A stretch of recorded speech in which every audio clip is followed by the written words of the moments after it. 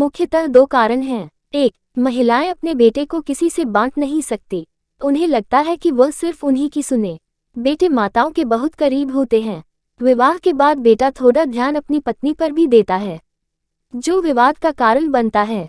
जहां बेटे विवाह के बाद भी मां की तरफ ही झुकते हैं, वहां भी विवाद होता है, क्योंकि उनकी पत्नी यह बर्दाश्त नहीं कर पाती। महिलाएं को अपनी रसोई में किसी की भी दखलंदाजी बर्दाश्त नहीं होती। सास हर काम अपनी तरह करवाना चाहती है, बहू का अपना तरीका होता है। अगर बहू अपना तरीका बदल भी ले तब भी उसके दिल में खटास उत्पन्न हो जाती है, जो कभी न कभी निकल जाती है।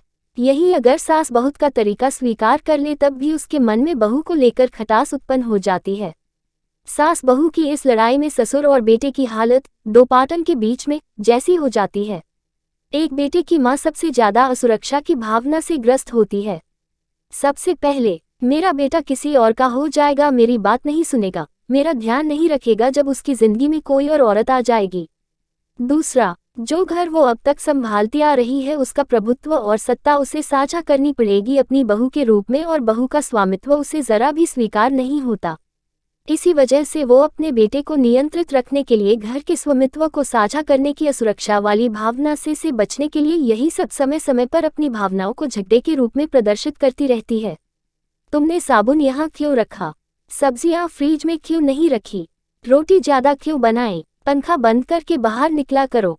सब्जियों में तेल कम डाला करो। फालतू कपड़े क्यों लेती हो? मेरे बेटे का ज्यादा खर्चा मत कराया करो। बिना बताए घूमती रहती हो। और भी बहुत कुछ। क्या ये सब कुछ सास अपनी बेटी को कभी बोलती है? ऊपर से पड़ोस वालों से बहू की बुराइयां। इतनी परेशानी क्यों उनको लाया भी आपने फिर उनसे ऐसा रवैया जैसे वो आपके घर को जबरदस्ती हथियाने आई हो।